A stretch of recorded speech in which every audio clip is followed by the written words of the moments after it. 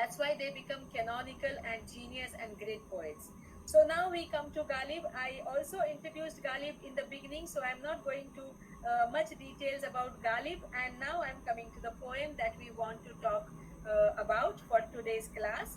This is called now again, like Emily Dickinson, many of the poems Ghalib had not given title. So the first line itself becomes the title line. And I don't know whether you will find it on the net, but I will share the snapshot with you, and I'm going to read the bilingual version, the Hindustani Devanagari script Urdu version, the Urdu language version, but it is given in the Hindi script so that I can read. And also, I am reading the English version of it.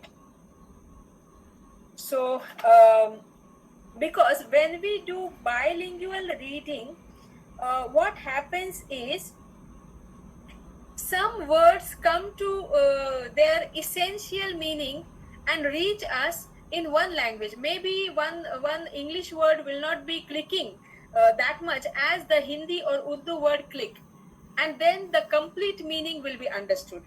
So it is quite possible that half of the meaning you understand when you read in only one language. That has become my perception since the times I started teaching translation and talking about translation. And I realized when I talk in two languages, actually the meaning is so complete, because I feel that everything is given. And if I speak in only one language, I always feel that maybe I missed something. So singularity has its own disadvantages. So let us come to the poem now. The first couplet, as I'll just remind you how the ghazal structure we discussed last time. So the first couplet is always called matla. As we have known the structure of ghazal, ghazal is made of couplets which are called sher. Every sher is different. The speciality of sher is in two lines it completes its meaning. So one sher is like one complete circle. It completes the meaning in itself. Even if you pick up one sher from any ghazal and you read that, you will feel that the meaning is not lost, it is a complete meaning. So ghazal is made of small many circles which are like couplets which are like circles, and then it becomes a one big whole which is ghazal. And the first couplet, the first sher we call matla. So I'm just reminding you of the terminology. The first sher is called matla, the last sher is called makta. Matla and makta. And in between the lines which occur, the lines which are the part of the sher, they are called misra. So every line will have pehla misra, dusra misra, the first line and the second line.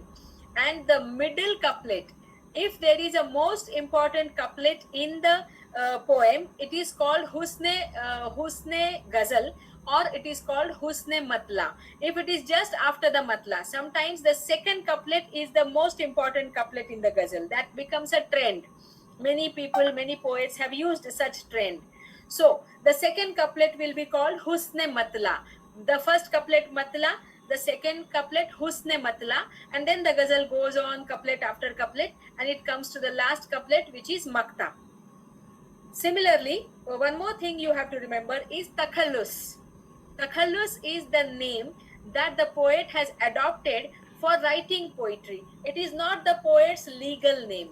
It is not the poet's official name. It is the poetic name, we can say. So takhallus is used by the poet, like Mirza Asad.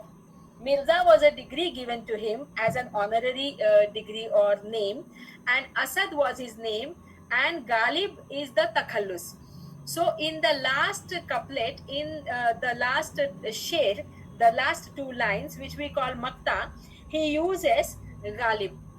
Just like says Tuka, just like people have, thus spake Guru Nanak ji, this kind of thing.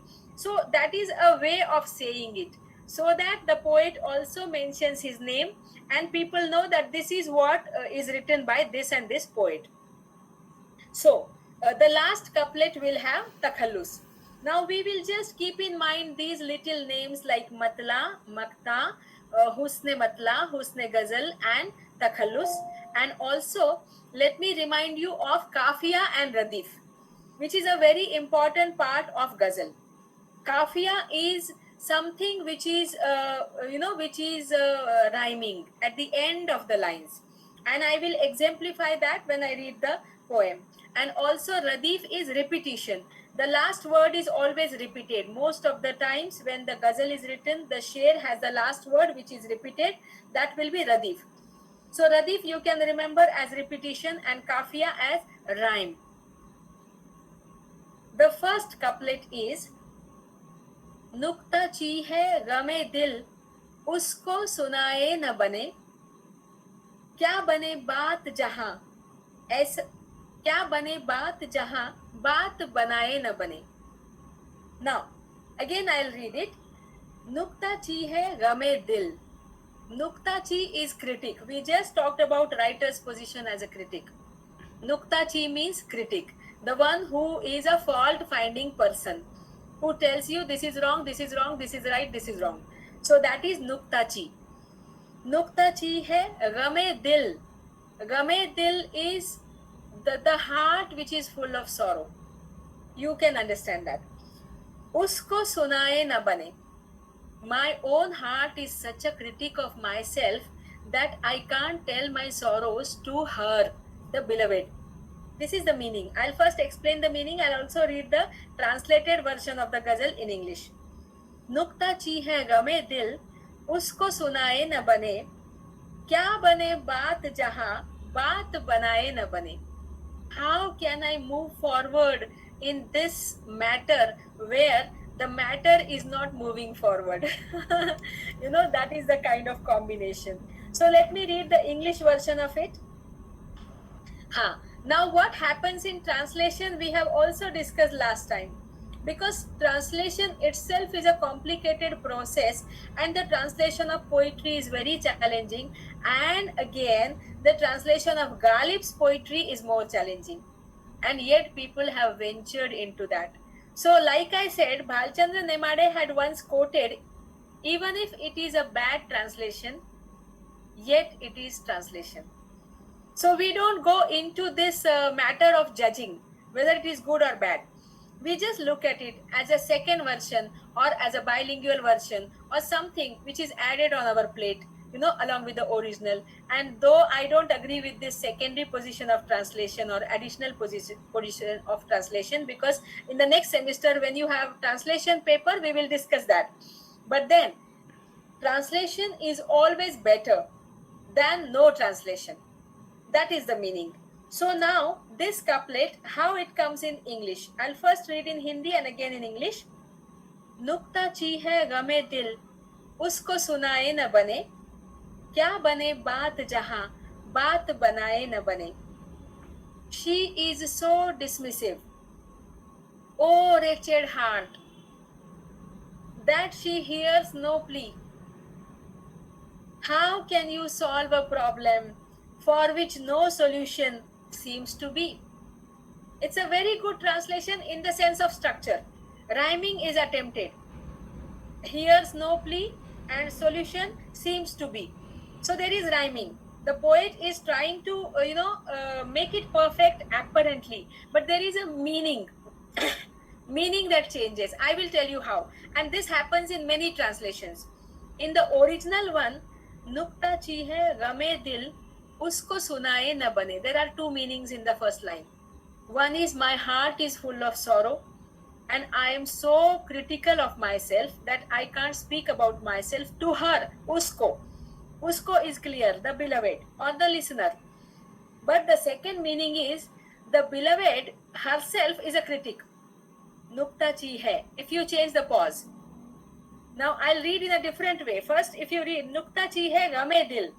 Who is the critic? My heart. Usko sunaye na bane. I can't tell my beloved. But the second meaning depends on the pause. If you change the pause, Nukta chi hai game dil usko sunaye na bane. She is such a critic that I cannot tell the sorrow of my heart to her. Now you can see the difference. So the pause that you take in reading the line will change the meaning, and this often is a very, very delicate style in Ghalib. Ghalib creates such ambiguous lines desperately, purposefully. My teacher used to give me one example for the pause. How do you take a pause? Suppose you are saying something. So you have a sentence like, John said Mary is a fool. Now I am desperately using different names. John said, there is a pause, Mary is a fool. The second sentence was, John said Mary is a fool. And you change the pause. So now you have to decide where will you give the pause and whether John is a fool or Mary is a fool. It is dependent on how you read the line. And this is not only intonation, this is the pause. The pause has an important role to play in poetry, in prose, in the way we speak. Sometimes we also give the grammatical examples like, if you can change the tone and the pause, people will understand whether you are angry, whether you are giving an order, whether you are making a request, or whether you are just making a statement. If I tell my friend, come on, what are you saying? It can be an angry statement. Come on, what are you saying? Or it can be like, come on, what are you saying? It can be funny. So it depends on how I say it. Not only what I say, but the way I say. And similarly, Ghalib's line goes, in the way you read. So, nukta chi hai, game dil usko sunaye na bane. That is one meaning. Because she is a critic, she is nukta chi. I cannot tell the sorrow of my heart to her. The second meaning is, nukta chi hai game dil. My heart is not only loaded with sorrow, but it is also critic of itself. Therefore, I cannot speak to her. I cannot tell her the story of my sorrow. Now, in English, what happens in translation is, it is very difficult to bring all the meanings. When poetry is translated, it is not possible that the translator will be able to bring all the double meaning or multiple meaning of original in the translated version. So what the translator does, he chooses one meaning. He chooses one meaning and he translates that. And that is what we call translator's license. Just like poet's license, the translator also has his license. He can choose one meaning out of the multiple meaning and he can translate that one meaning. Even that is enough.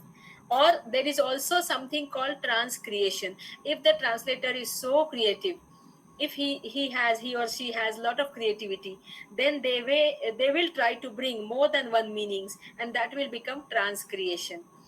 So she is so dismissive, O wretched heart, that she hears no plea. This is the translation of the first couplet. How can you solve a problem for which no solution seems to be? Now, the second line of the first couplet was, क्या बने बात जहां बात बनाए न बने. And the translation is, how can you solve a problem for which no solution seems to be? So you may not agree literally, you may not agree word by word, because this is not a word by word translation. When you go to translation as a theory and practice, you will understand that there are multiple, innumerable types of translations, but 4 types are very popular. I'll quickly tell you the 4 types before we go to the second couplet. The first type is Shabdanuvad, which is word by word translation. So when I say, may I help you, I would translate as, क्या मैं आपकी मदद कर सकती हूँ? And that is word by word. The second is meaning translation, which is called sense for sense, and which is also called semantic translation. So if somebody says, may I help you, I would translate as, वो आपकी मदद करना चाहता है. मतलब I changed the question mark into a plain statement, but the meaning is the same. I did not go word by word. I did not follow the format of the grammatical statement. So that is the meaning. Meaning wise, if we do the translation, it is called semantic. Word by word, if we do, it is called syntactic. Syntactic translation, word by word, it is also called lexical translation. Lexical. And now meaning we call semantic. The other 2 types are very interesting. One is semiotic. Semiotic translation is using non-verbal or audio-visual modes for verbal message. Like if I want to call someone, I would just move my hand, come, come. But I would not say the word. I would just do the gesture. And then that is semiotic. So semiotic translations are very effectively used in dramas, in movies, even we use in our day-to-day life. Sometimes we don't speak the word, but we do, hand movement or facial expression or a look of anger without saying anything. It is all semiotic translation. These are the routine examples of semiotic translation.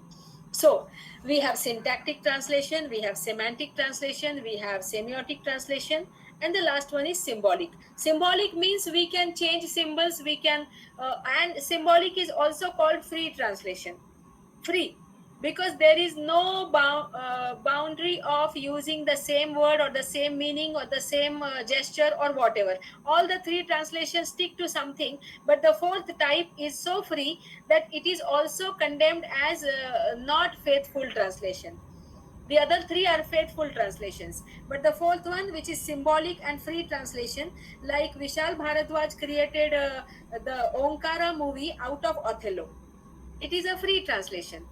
It is a good example of free translation. He is free to do whatever he likes with Iago. If Iago in the original Shakespeare was lame or not, but Vishal Bharadwaj can make him a lame person because he has his own meaning to convey. So the free translation is the free area where the translators have a lot of scope of using their own creativity and using their own freedom and translators license. This is what I told you about four types of translations. Now, when we read Ghalib's translation, you will find most of the time this translator in the poetry has tried to stick to the meaning, and also somewhere he is trying to stick to the word. So he is either following syntactic or following semantic, the meaning related translation. Now we come to the second couplet. Yes, the second couplet is मैं बुलाता तो हूँ उसको मगर ए जज्बाए दिल उस पे बन जाए कुछ ऐसी कि बिन आए न बने. This is another theme in Ghalib. I'll just explain the couplet, but before that, why I'm happy with the style of Ghalib, I'll tell you, he repeats this every time. He has a very, very delicate way of saying things, and this delicacy is the cultural nuance. Ghalib is very popular for cultural nuance. There are cultural nuances. And this is not only Lucknowi andaz. This is not only the Urdu language tehzeeb. Tehzeeb we call it in Urdu, or cultural mannerism we call it Urdu. Like in the simple joke, in a domestic way, it was exemplified as somebody comes, there is only one chair, and we give the chair to that somebody who comes. अरे नहीं नहीं नहीं आप बैठिए. That person, अरे नहीं नहीं नहीं आप बैठिए. पहले आप. So that became a proverb. This proverb, पहले आप में दोनों का कुर्सी गया. Nobody could sit on the chair. Some third person came who had no mannerism, and he engaged that chair. This happens. This is a symbolically given proverb which happens in many cases. So sometimes the tehzeeb may be politeness, sometimes it may be lack of practicality, sometimes it may be taken as a jocular manner. But seriously, in Ghalib, in the poetry of Ghalib, it is so overwhelming, it is so appealing to the heart, to the mind, to the brain, that Ghalib is admired for this. And recurringly he uses, all the ghazals you will find this kind of cultural nuance. So in the second stanza, what he is saying, मैं बुलाता तो हूँ उसको, I always keep inviting her, मगर ए जज्बाए दिल. Jazba dil, jazba is emotion. Dil is heart. But oh, my emotion of my heart. Now you will also observe that everywhere he is referring to heart and emotion as personified. In the first stanza, Game Dil, He is addressing to, in the translation also, oh wretched heart, oh my heart, you are so full of sorrow. Then there is a dialogue. So Ghalib doesn't like to make it a monologue, though he is expressing the loneliness, though he is expressing the feeling of waiting for the beloved, though he is expressing that solitary mood of the poet. He is always also telling us that he is enjoying his own company. He is enjoying the company of his own heart. He is talking to his own heart. He is talking to his own emotions. So that is the crowd in the loneliness. Like we have multiple thoughts coming to our mind, like the crowd. And some poetic way people say, oh, my mind is crowded by so many thoughts. So I am alone, but my mind is full of the crowd. That is a kind of ironical expression, but it also gives us the meaning that the person is enjoying his own company or her own company. मैं बुलाता तो हूँ उसको, मगर ए जज्बाए दिल, but oh my emotion of the heart, उस पे बन जाए कुछ ऐसे कि बिन आए न बने. May God give her such a situation, such a compulsion, that there should be no option left to her except coming back to me. This is something the lover's desire, not only the desire of the lover, but also the way he is saying it. It's okay that I keep inviting her, because my emotions in the heart are overflowing. But why should not I desire that the situation in her life should be created in such a way, such a compulsion, that she would have no other option than coming back to me. Now look at the translation. I invite her, of course, but oh heart, so passionate. I invite her, of course, but oh heart, so passionate, that she cannot but pay me a visit. That she cannot but pay me a visit. So I admire this translation because there is the utmost effort. There is a maximum effort by the translator to make it rhyming and musical and to match Ghalib's format, if not Ghalib's style. It is not possible to match the style of Ghalib, but at least the translator is trying to match the format of Ghalib. I invite her, of course, he says, but oh heart, so passionate, that she cannot but pay me a visit. कुछ ऐसी बात बने, उस पे बन जाए कुछ ऐसी कि बिन आए न बने. That was the original line. Now I come to the next couplet. After two couplets, the third couplet already gives you the centrality of emotion. Always remember, all ghazals have this structure. Introduction, the central focus on the emotion, and then summing up, like a story. All the ghazals begin somewhere, they continue.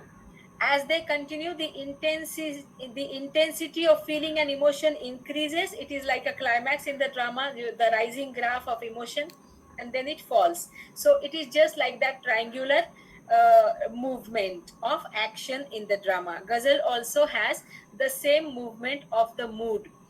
Here there is no action. It is the movement of the mood of mind.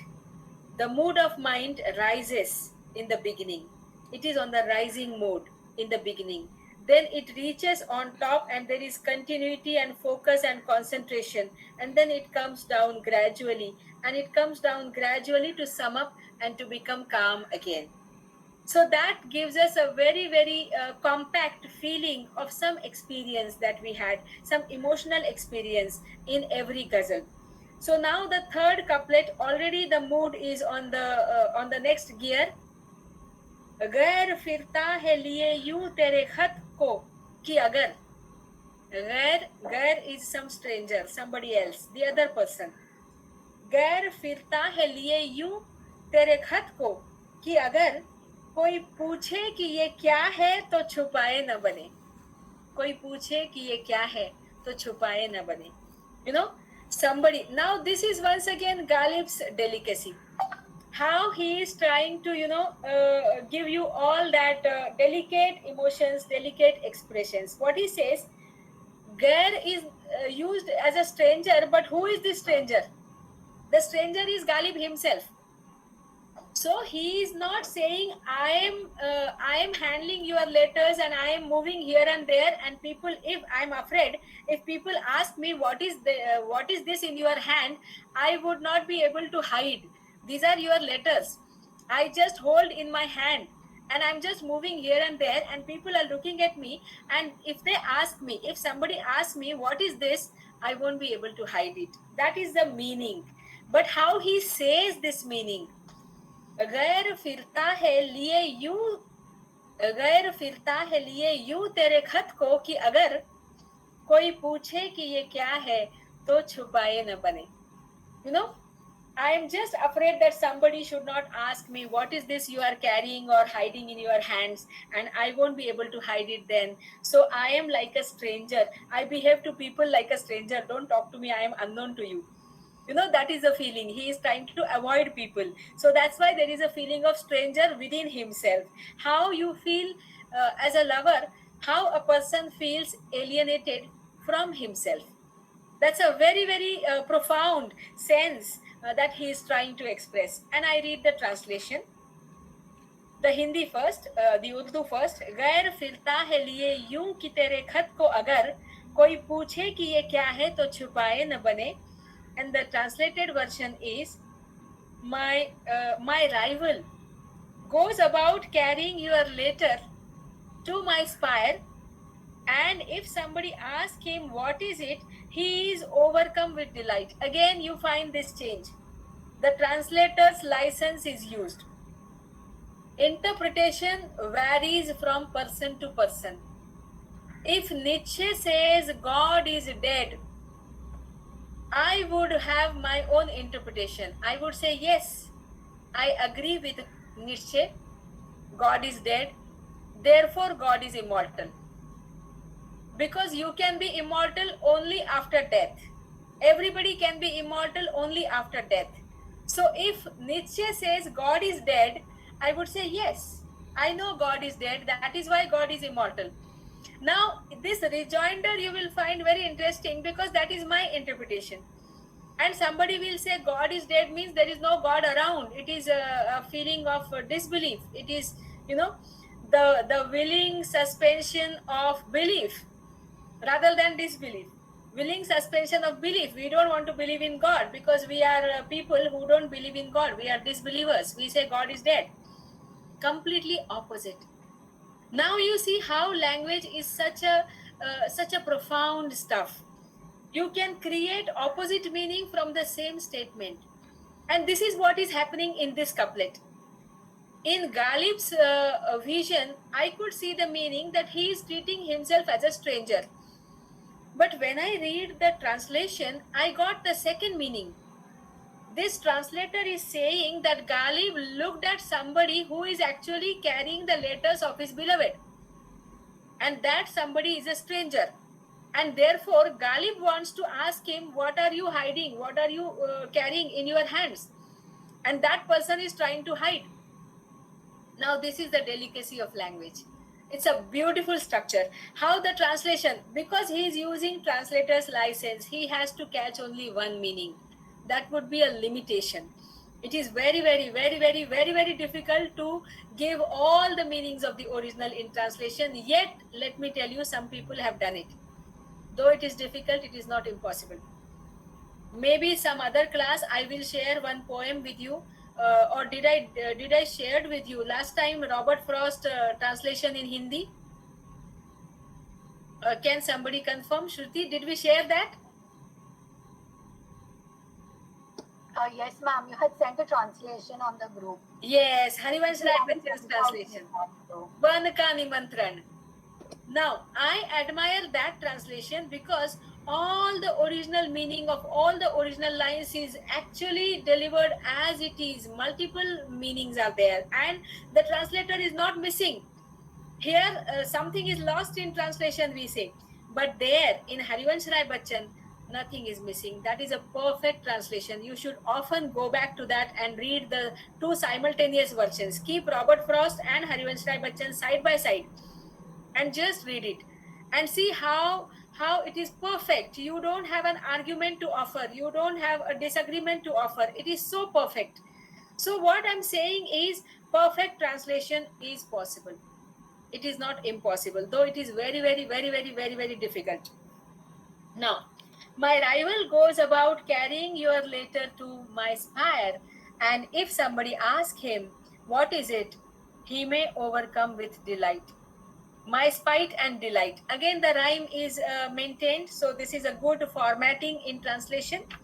And let us come to the next couplet. Also, let me tell you, after the third couplet, the climactic feeling already starts diluting the mood of the ghazlet. You have to see how many couplets are there.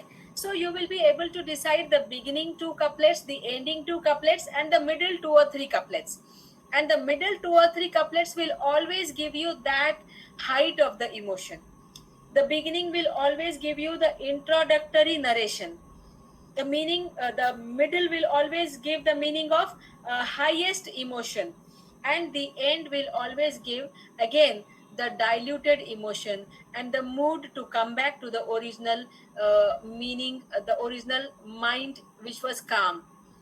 In the end, the mood will be to come back to the original mind which was calm of mind. Like Milton said, uh, all passion spent with a calm of mind after the catharsis. When people leave the theater, they have already wept for the tragedy they watched on screen, on stage, and then their emotions of pity and fear are gone, and now they are empty. Their mind is so empty that they feel calm, and then they leave the theaters with the all passion spent with a calm of mind. So I'm coming to the next couplet now, the fourth one. इस नजाकत का बुरा हो वो भले है तो क्या, इस नजाकत का बुरा हो वो भले है तो क्या, हाथ आए तो उन्हें हाथ लगाए न बने. Now, as you move on, you will observe that Ghalib is actually increasing his intensity of longing and passion. In the beginning, he says, I cannot speak to her. In the continuation, he says, I cannot express my emotions. In the next continuation, he says, I cannot hide her letters. Now he says, I cannot touch her. That intensity of passion you will find. So what he's saying now is nazakat ka bura ho. This delicacy, this hesitation on my mind, this shyness on my mind, it is so bad. I want to damn it. Wo bhale hai to kya? Even though he considers himself as a gentleman, and he also says that she is a gentle woman. So bhale is a word which is used for both. Again, there is ambiguity. Ghalib's style creates lot of ambiguity. So you have to apply your mind and see whether this adjective applies to him or to his object. And sometimes you will be surprised it applies to both. Then there are two meanings. So he says this delicacy, this shyness. Now this is also applicable to both. Maybe the lover is not shy, but the beloved is so shy and so hesitating that he says she is a gentle woman and she has lot of hesitation and she's a shy woman, but that is what I want to damn.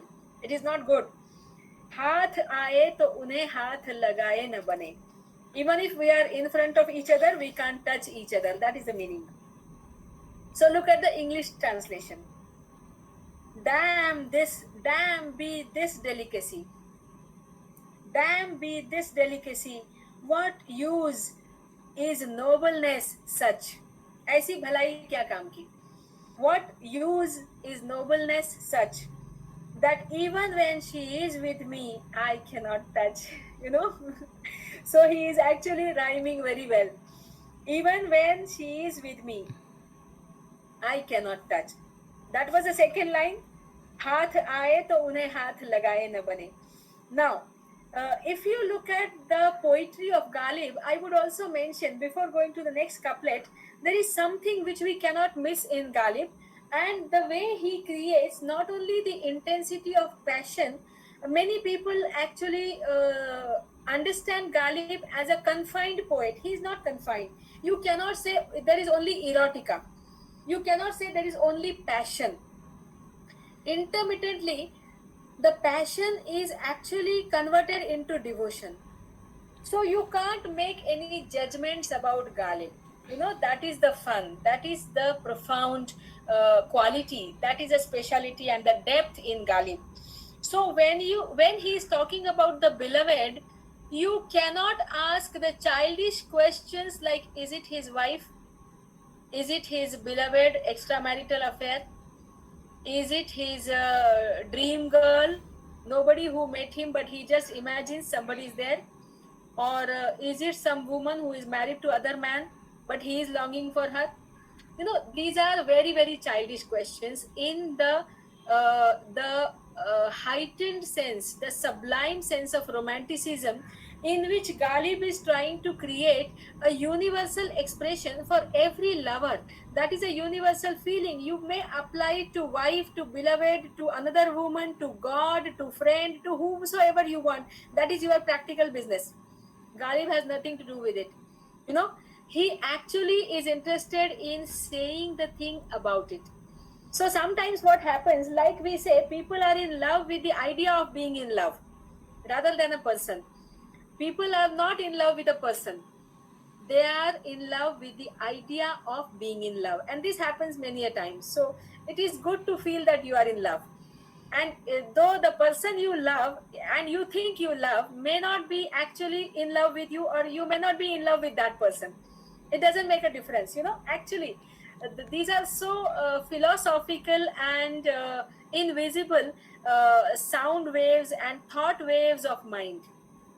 These are the thought waves of mind, just like the sound waves. The sound waves you can hear, but the thought waves you cannot hear. They just go on in the mind. So when I think about somebody, I don't ask questions like society would ask, or the questions like people would ask, or the relationships that people describe. Sometimes in status it is complicated, you know, it is complicated yet it is simple, it is simplified yet it is complex, something like that. Too much thinking about that, too much of thinking about that. But Ghalib refuses to think. The beauty in Ghalib is why he is a great poet, because he refuses to think and he never stops feeling. He continues to feel. He refuses to think and he continues to feel. He goes on feeling and feeling. You know, he tells us what he feels. He doesn't tell us what he thinks. So that is the beauty of the poem, every poem in Ghalib. The next couplet I would read. बोझ वो sir से गिरा है. बोझ is heaviness, the load. बोझ वो sir से गिरा है कि उठाए न उठे. Such a heavy load on my head it was there, but now it is fallen down. I cannot pick it up again. काम वो आन पड़ा है कि बनाए न बने.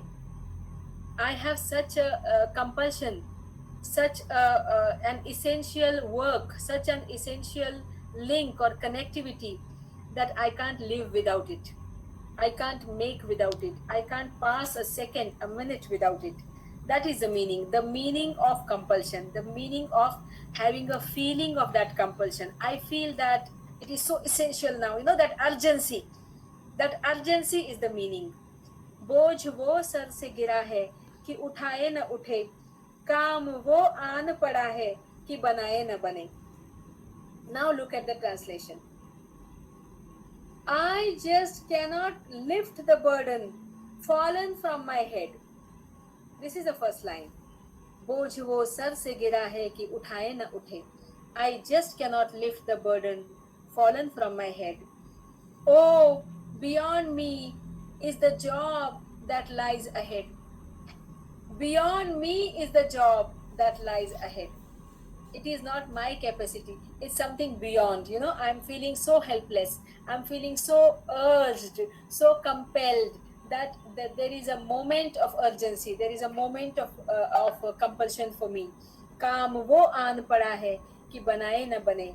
And the translation was, oh, beyond me is the job that lies ahead. Now this couplet gives you already the dilution of the mood. You can feel it. The ghazal, which began with a very introductory narration, continued with lot of emotion and depth in emotion, and was in the middle in the concentrated form, very essential and very beautiful form about the delicacy of the lover, the letters of the beloved, and these things. And now again there is coming back. So in the last but one couplet, this was 1, 2, 3, 4, 5, fifth number, all put together there are 6 couplets. So in the fifth number couplet, already the emotion is diluted. The poet is back now and he is about to come back to his normal sense.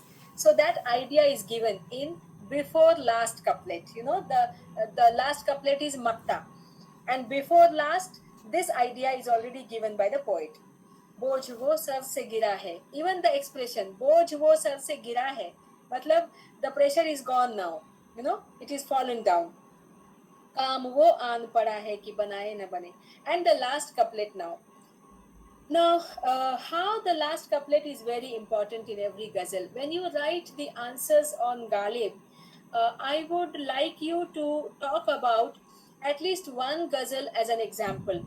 And I'm not saying you remember all the couplets and give the citation of all the couplets. I'm just saying remember the first 2 lines and the last 2 lines to give the example of Matla and Makta, and to further illustrate how the beginning is introductory and narrative and descriptive, and how the ending is coming back to the same calmness and normalcy. And in between, if your memory allows, you can also remember one middle stanza, which is the height of the feeling. You know, remembering just 2 lines is not difficult, and I know that the younger generation actually remembers filmy songs and all. So if you are preparing the answer of Ghalib, just choose one ghazal which you like. You write all the themes and all the references and all the critics on Ghalib and everything. We are going to sum up Ghalib in the next class. So I will tell you how to prepare the answer for Ghalib. Ghalib as a poet of ghazal. But also, let me tell you, one ghazal that you choose for your illustration in the answer should be your favorite ghazal. You should understand it completely, and you know the correct meaning of the beginning and the ending, and one middle stanza, which is the height of its emotion, possibly. So, this is the last couplet. Now, this is the most popular quotation. Umpteen times people have quoted it. Umpteen times politicians have used it. Umpteen times, you know, comparers have used it. This is the most popular couplet. इश्क पर जोर नहीं है ये वो आतिश गालिब कि लगाए न लगे और बुझाए न बने. You might have heard this. इश्क पर जोर नहीं है ये वो आतिश Ghalib. Atish is the what do you call, crackers in the Diwali, pataka, and ishq is love, and Ghalib is the takhallus that he is using. Ishq par zor nahi, zor is control. You cannot control love, oh Ghalib, because this is a cracker. This is a bursting thing. It will burst any time. It is such a stuff. It is such a stuffed thing. कि लगाए न लगे और बुझाए न बुझे. And you are carrying that all the time in your heart. You do not know, will you be able to hide it? Will you be able to put the flame off? Will you be able to curtail it, or will it burst some moment? That is the uncertainty of the lover's mind. So the poem, the ghazal, is ending on a very, very normal sense, on a very down to earth meaning, that the lover, the poet is a lover, and the lover is always caught in such a trap that he is carrying the flame of fire in his heart, which is like a cracker, and which will burst any time, and people will know any moment, oh God, this is what it is.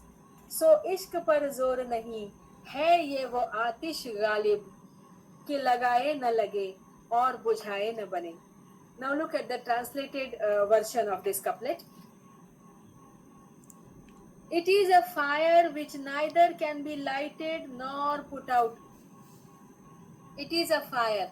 Now this is once again translator's license. In the first original version, Ghalib is using the word ishq in the beginning of the line. In the translated version, using in the first line, he has shifted the word love to the second line. So what he says, it is that the pronoun, it is a fire which neither can be lighted nor put out. O Ghalib accepts no prompting from without. Love, O Ghalib. Ghalib's name is mentioned there, and here also it is given like addressed to self. Love, O Ghalib, accepts no prompting without. Nobody can give prompting from the outside to love. So the line was, इश्क पर जोर नहीं, ये है ये वो आतिश गालिब कि लगाए न लगे और बुझाए न बुझे, and बुझाए न बने. And now you will see the second line, लगाए न लगे बुझाए न बने, is taken as the first line by the translator. It is the fire which neither can be lighted nor can be put out. So he says it is a fire which neither can be lighted nor put out. Love, O Ghalib, accepts no prompting from without. Even there he has maintained the rhyme. Now, these were the 6 stanzas of one ghazal, the 6 shares